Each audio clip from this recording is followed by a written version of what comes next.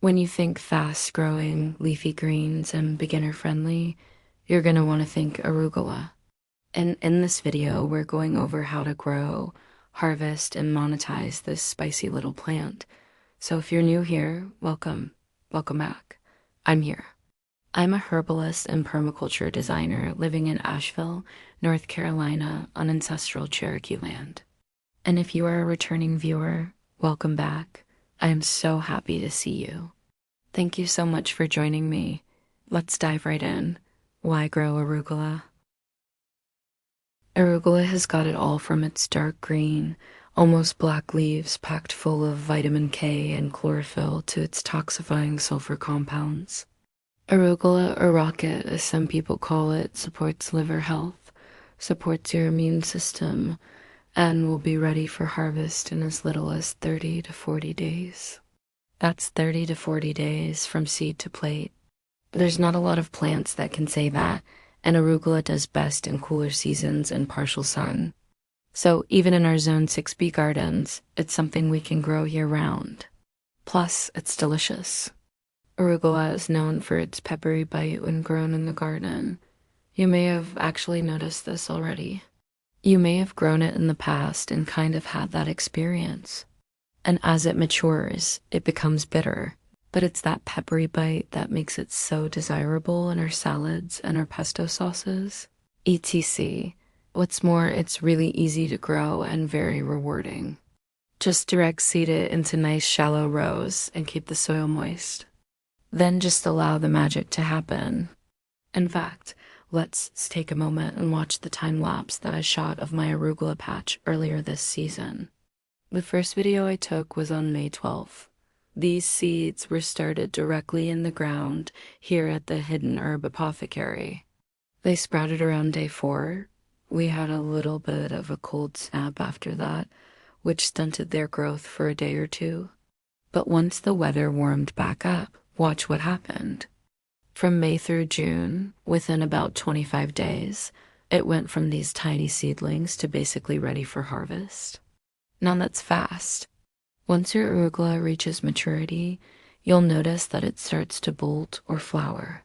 It sends up this tall stalk and then eventually produces little yellow flowers. You may be thinking, well, now it's gone to seed. It's done. But in actuality, those flowers and seeds are just the beginning of the end for the life cycle of arugula.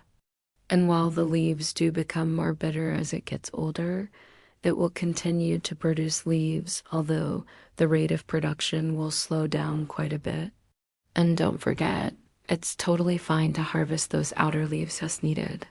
And in fact, I would encourage you to do that so that it doesn't get too big and overgrown. And then you're left with just a huge plant that you really do and know what to do with. And that's exactly what happened with mine. You'll see my arugula got way too big for the container it was planted in.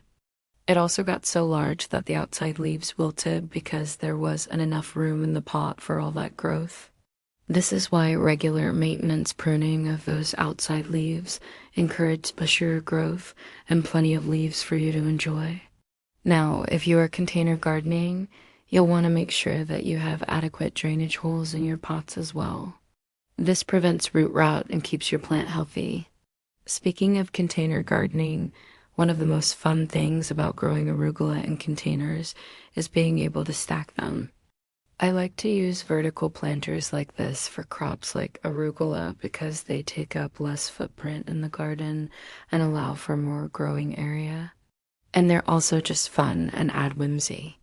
When it comes to container gardening though, arugula does prefer a larger pot. If you go with anything smaller than 5 gallons, you'll need to water it more frequently. However, if you have the space for it, it grows really nicely in large containers. When it comes to planting your arugula, if you're planting in beds, I would recommend planting it in blocks rather than rows. This allows you to harvest from the outer leaves as it grows and kind of takes away that motivation to weed. It's much more clear where your crop ends and begins. Now, if you've ever tried to grow arugula before, you know it has a tendency to self-sow or drop seeds all over the place. This is both a blessing and a curse. It's definitely convenient to come out into your garden and see new sprouts of arugula here and there. But it's also kind of inconvenient to weed out those extra seedlings that aren't where you wanted them to pop up. So if you do want to avoid that, try interplanting your arugula with something like carrots. The rough leaves of the arugula will prevent the carrots from bolting or flowering too quickly, and the long taproot of the carrots helps suppress those pesky weeds that like to grow alongside the arugula. The next question is, when should you harvest your arugula?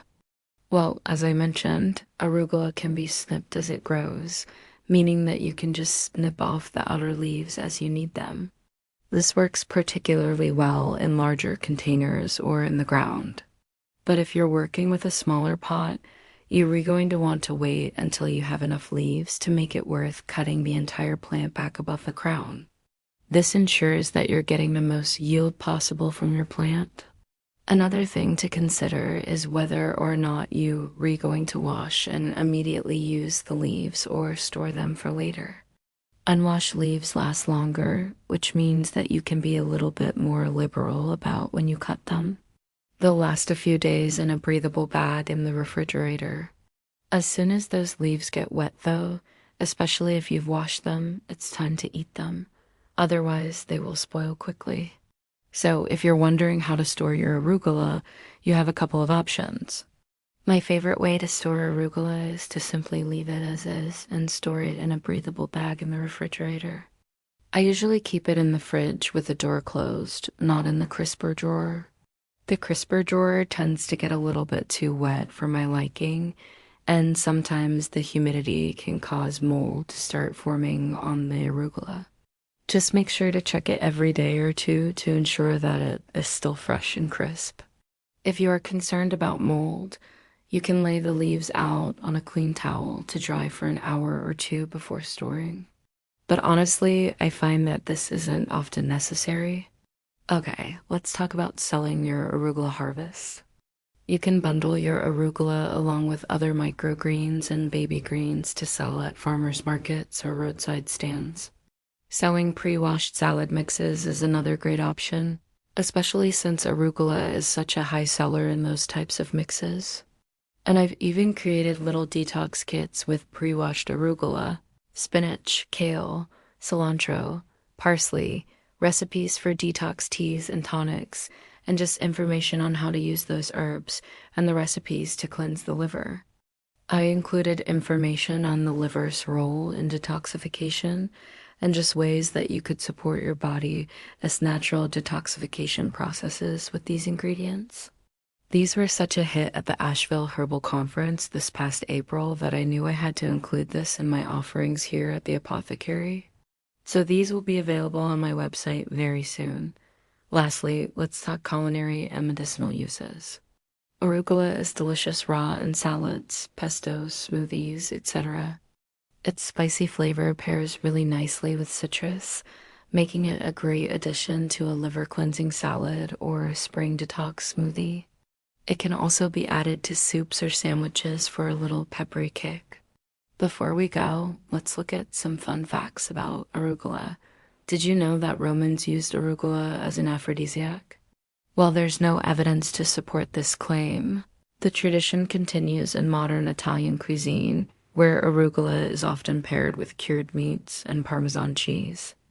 Arugula's name is thought to derive from the Italian word ricetta, meaning little rocket, perhaps in reference to the way the leaves curl like a rocket ship.